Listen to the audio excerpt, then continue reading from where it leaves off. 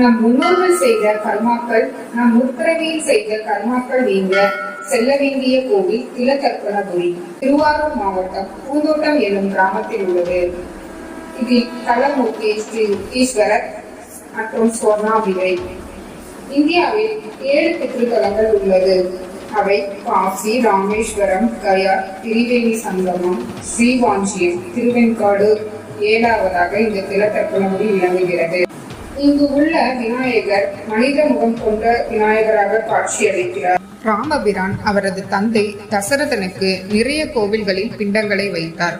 ஆனால் அந்த பிண்டங்கள் அனைத்தும் புழுவாக மாறியது. அவரது பித்ருதோஷம் நீங்கவே இல்லை. அதனால் ராமபிரான் சிவபெருமானிடம் முறையிட்டார்.